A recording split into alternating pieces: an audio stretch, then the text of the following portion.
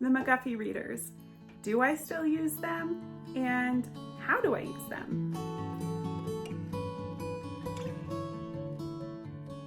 Hello, I'm Ariel from Revival Acres, where we revive homes, hearts, and your family's health.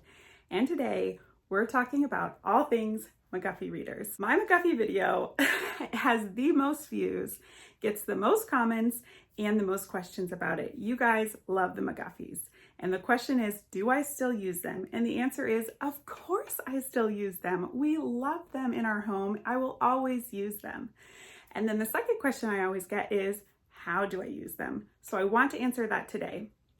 But before I begin, I just want to intro them a little bit if you're new around here. So the McGuffey readers are from the 1800s.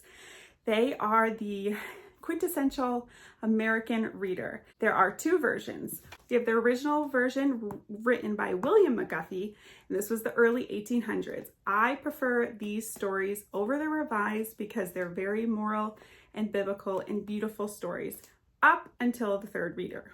Once you hit the third reader, things get a little morbid. So I always switch to the revised after the second reader. So the third reader and then on would be the revised. And that brings us to the second set. These were revised in the later 1800s, and they are also very good. These stories don't have such a strong biblical storyline in them, but they're still very moral and they are beautiful. I do prefer the original stories more, but the good thing about this is they do progress a little bit slower when it comes to words and spelling. And they also use the diacritical marks, which can be very helpful if you have taught that way to help with struggling readers also sounding out new words. And they also include the syllable marks as well. They have beautiful engravings, a little bit more detailed than the original readers.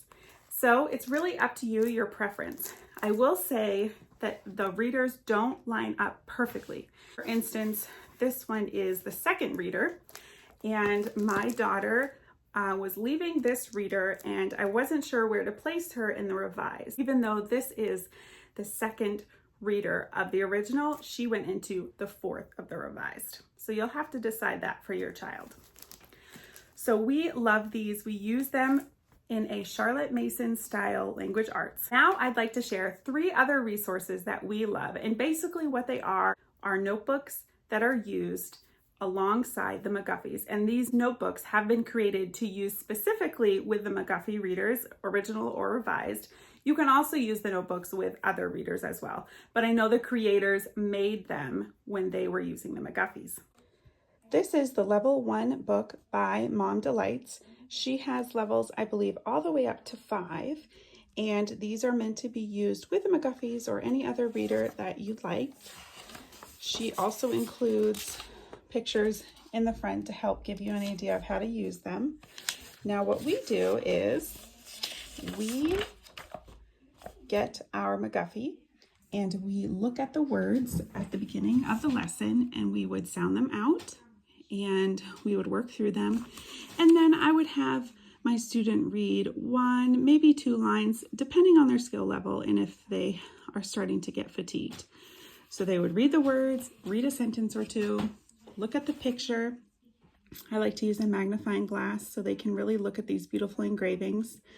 And then I would have them copy the words that I have already written in here from their list so they have a visual of how to write the words, and then they would draw a picture to help them remember. I would do just this today. I would have them either do 1 page or 2 pages. So you'll have to decide based off your student. And then day 2, what I would do is we'd come back to the story, we'd read the words, and then we would finish the story. And we'd come back to our book. I'd have them finish this if they were unable to do it yesterday. And then I would also, or have them just do a copywork sentence. So this is the first day. And then the second day, we would read the words again, read the story, and then your student would come back and do a second sentence that you have already chosen for copywork. So that is the third day. On day 4, we then would do our dictation exercise. So I would choose either, depending on the student's level, 1 or 2 words, or I would choose one of these sentences that they have been working on and have them cover this up and write one of those sentences from memory. It is the Charlotte Mason way to do a spelling test. So now I would do the same thing that I would have done with a younger level. They would either read through these words silently or we'd read through them aloud if they needed that. I would choose to have them read this silently or read aloud depending upon what we need to work on. And then they would pick out any of these words that they need help spelling. We let them decide, and that's the same thing with the originals. If you choose to use the originals, they have lists at the end of the lesson. So they would pick the words that they need to write here and they would write them in this spot. And then the second day, I would have them do the same thing. I would have them maybe read the story one more time and then write the words that they chose from yesterday. Now, when they write words, make sure they're not writing, for example, R-I-N-G. You want them to look at the whole word, have it in their mind's eye, be able to even close their eye and see the word, and then write the word as a whole word, not individual letters, because you want them to be able to visualize the word for dictation. So again, we would copy these words on every day, but on day 2, I would also have them pick a paragraph.